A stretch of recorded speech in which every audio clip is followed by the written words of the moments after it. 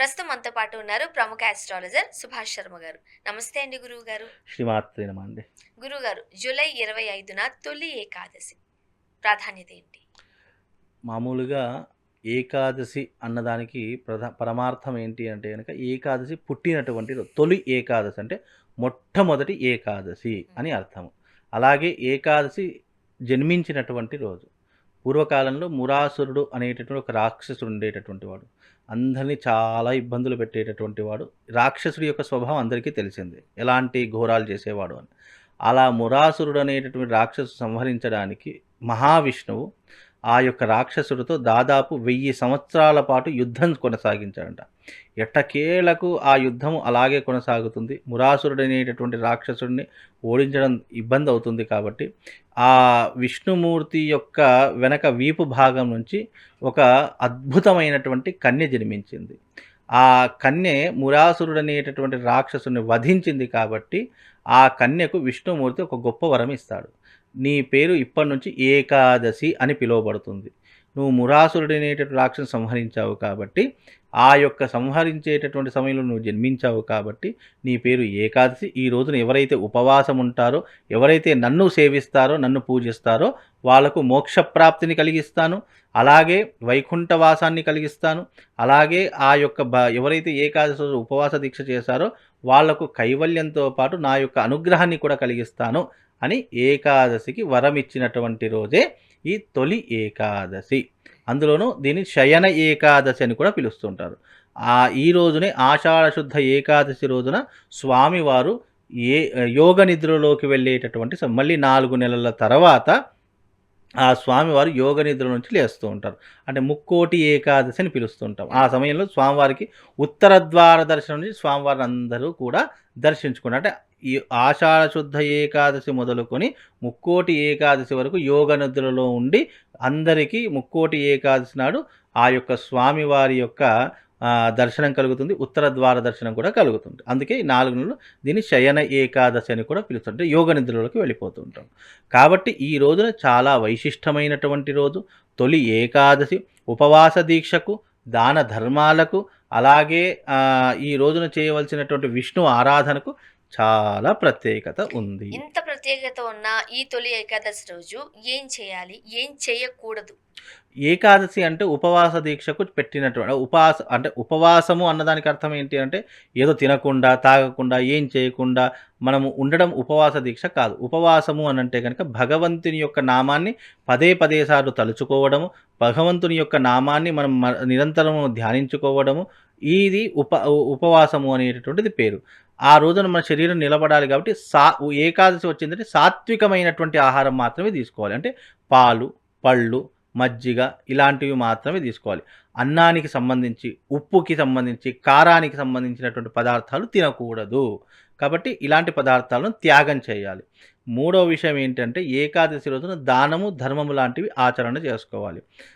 ఏకాదశి వచ్చింది అంటే కనుక స్వామివారి యొక్క అభిషేకం చేసుకోవడము, ఆరాధన చేసుకోవడము, ఆ రోజు చక్కగా ఎవరైతే ఈ యొక్క ఆరాధన చేసుకుంటున్నారో అలాంటి వారు ఎవరైనా పేదవాళ్ళకు కానీ, లేని వాళ్ళకు కానీ దాన ధర్మాలు చేయడము, ఇలాంటివి చేస్తే కొంతవరకు పుణ్య ఫలితం కలిగి వాళ్ళు వైకుంఠ ప్రాప్తిని పొందుతారు అనేటటువంటిది శాస్త్రవచనం. అంటే ముఖ్యంగా ఏకాదశి రోజును మహిళలు చాలా విశిష్టంగా ఆచరిస్తూ ఉంటారు. ఎలాంటి పూజలు చేయాలి, ఏ దేవీ దేవతను ఆరాధించాలి? ముఖ్యంగా మహిళామణులు ఏ పూజ చేసినా కూడా సౌభాగ్యం గురించి చేస్తారు, ఇంట్లో ఆరోగ్యం గురించి చేస్తారు, అలాగే ఐశ్వర్యం కోసం చేస్తుంటారు. ఈ 3 చాలా ప్రధానం. ఇంటి ఇల్లాలికి ఈ 3 కర్తవ్యాలు తప్పకుండా ఉండాలి. కాబట్టి ఆ రోజున ముఖ్యంగా తల విరుబోసుకుని ఉండకూడదు. తప్పకుండా ఏకాదశి వచ్చిందంటే బ్రహ్మముహూర్తంలో లేవాలి. ముఖ్యంగా ఆ రోజున ఎక్కడైతే మనం పూజ చేసుకుంటామో లేదా పూజా మందిరం కావచ్చు, గృహం కావచ్చు తప్పకుండా శుభ్రపరచుకోవాలి. విశేషంగా ఆ రోజున చీర ధరించాలి. గాజులు, బొట్టు, సౌభాగ్యానికి గుర్తుగా ఉండే ప్రతి ఒక్క వస్తువు కూడా ప్రతి ఒక్క స్త్రీ ధరించుకోవాలి. ఆ రోజున చక్కగా తులసి కోటకు, అలాగే విష్ణుమూర్తికి ప్రత్యేకమైన పూజలు చేస్తే కొంతవరకు శుభము, లాభము కలిగేటటువంటి విషయాలు కలుగుతాయమ్మా. ఏ దేవీ దేవతను ఆరాధించాలి? విష్ణుమూర్తినే ఏకాదశి అంటేనే విష్ణుమూర్తికి అంకితం చేయబడినటువంటి రోజు.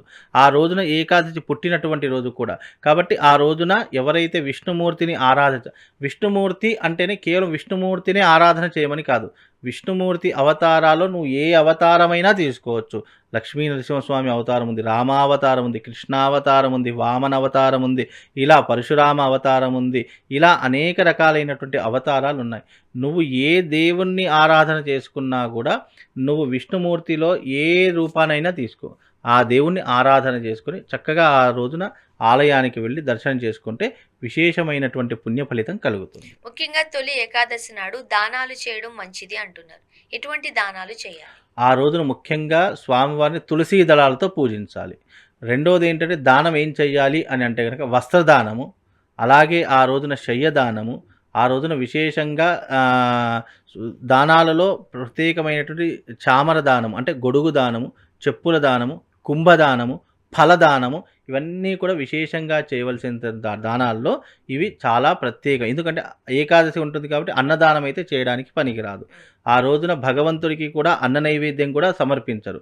కేవలం పాలు, పండ్లు, పలహారాలు ఇవి మాత్రం సమర్పిస్తారు. కాబట్టి అన్నదానము తప్ప నువ్వు ఏ దానము చేసినా కూడా విశేషమైనటువంటి పుణ్య ఫలితం ఆ రోజున కలుగుతుంది. సాధారణంగా అన్నదానం అనేది చాలా మంచి దానం కదా. అవునండి. కానీ తొలి ఏకాదశి నాడు అన్నదానం చేయకూడదు. అవును. అంటే కొన్ని నియమాలు, కొన్ని నిబంధనలు ఉన్నాయి కాబట్టి ఏం చేయకూడదు ఆ రోజు?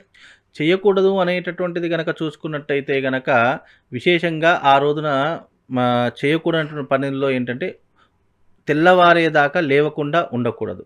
తప్పకుండా 6 గంటల లోపే లేవాలి. రెండోది ఏంటంటే ఆ రోజున ఇల్లంతా శుభ్రపరచుకోవాలి. ఇంటికి మామిడి తోరణాలు తప్పకుండా పెట్టుకోవాలి. ఆ రోజున విశేషంగా ఎక్కడైతే మనం పూజ చేసేటటువంటి ప్రదేశం ఉందో అక్కడ నేతితో దీపాలు వెలిగించాలి. అలాగే ఆ ఇంట్లో ఎప్పుడూ కూడా పడుకొని ఉన్నప్పుడు పూజ ఎప్పటికీ కూడా చేయకూడదు. ఇంట్లో ఒకరు పడుకున్నారు అంటే మనం పూజ అస్సలు చేయకూడదు. ఇంట్లో అందరు లేచిన తర్వాతనే పూజ చేసుకోవాలి.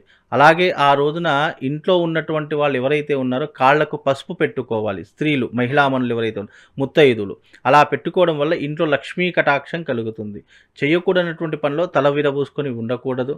అలాగే ఆ రోజున విశేషంగా స్వామివారిని ఆరాధించేటటువంటి సమయంలో తులసీ దళాలు తప్పకుండా సమర్పించుకోవాలి. ఈ రకమైనటువంటి నియమాలు పాటిస్తే శుభం లాభంతో పాటు అదృష్ట యోగాలు కూడా కలుగుతుంటాయి. ఎలాంటి ఫలితాలు కలుగుతాయి? ముఖ్యంగా విష్ణుమూర్తిని ఆరాధన చేయడం వల్ల లక్ష్మీ కటాక్షం కలుగుతుంది, ఆరోగ్యం కలుగుతుంది, ఐశ్వర్యం కలుగుతుంది, మంచి జ్ఞానము, మంచి తెలివితేటలు కలుగుతాయి. ఇంట్లో ఉన్నటువంటి నెగిటివ్ ఎనర్జీ వెళ్ళిపోతూ ఉంటుంది, పాజిటివ్ ఎనర్జీ అనేటటువంటి ఇంట్లోకి రావడం జరుగుతుంది. లక్ష్మీ కటాక్షంతో పాటు ఆ ఇంట్లో ఉన్నటువంటి వారికి ఆరోగ్య ఐశ్వర్యాదులు సమృద్ధిగా దీని ద్వారా కలుగుతుంటాయి. ఇవన్నీ చిన్న చిన్న విషయాలే, కానీ ఈ చిన్న చిన్న విషయాల వెనుక కూడా సైంటిఫిక్ రీజన్స్ దాగి ఉన్నాయి. అలాగే ఎన్నో రకాలైన రీజన్. ఇప్పుడు ఉపవాస దీక్ష అంటే కేవలం భగవంతుడి కోసమే కాదు, మన కోసం మనం చేసుకోవాల్సినటువంటి దీక్షలో కూడా ఉపవాస దీక్ష ఒకటి. ఎందుకంటే ఒక్కరోజు ఉపవాసం, ఎందుకంటే 365 ఈ చెత్త కడుపులో వేస్తూనే ఉంటూ ఉంటాము. అది ఏమవుతుంది, దాంట్లో ఉన్నటువంటి పదార్థాలు అవి రోగాలకు దారితీస్తూ ఉంటాయి. ఒక్కరోజు ఉపవాసం ఉండడం వల్ల, ఒక గంట ఉపవాసం ఉండడం వల్ల నీ జీవితంలో, నీ శరీరంలో 365 రోగాలు నశింపబడతా ఉంటాయి.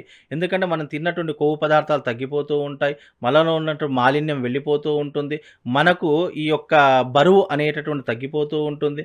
మనం ఒక్కరోజు ఉపవాసం ఉండడం వల్ల మనకు ఆరోగ్యం అనేటటువంటిది ఎక్కువగా ఉండేటటువంటి అవకాశము, ఆరోగ్య భంగం కాకుండా ఎక్కువగా మనం జీవించేటటువంటి అవకాశాలు ఉంటూ ఉంటాయి. అందుకే ఉపవాసం అన్న దగ్గర మనం భగవంతుని జోడిస్తాము, యాజ్ యూజువల్గా సైంటిఫిక్ రీజన్ని కూడా జోడిస్తూ ఉంటాం. కాబట్టి ఇక్కడ సైంటిఫిక్ రీజన్స్ ఉన్నాయి, భగవత్ తత్వాల్లో ఉన్నటువంటి ఆధ్యాత్మికత కూడా దీంట్లో జోడించబడి ఉంది. కాబట్టి ఉపవాసం అనేటటువంటిది భగవంతుడితో పాటు మన ఆరోగ్యాన్ని కాపాడుకునేటటువంటి విషయంగా కూడా అందరూ గమనించాలి. గురువుగారు, తొలి ఏకాదశి విశిష్టత, ప్రాధాన్యత, ఆ రోజు ఏం చేయాలి, ఏం చేయకూడదు వివరంగా తెలియజేశారు. ధన్యవాదాలు. శ్రీమాత్రే.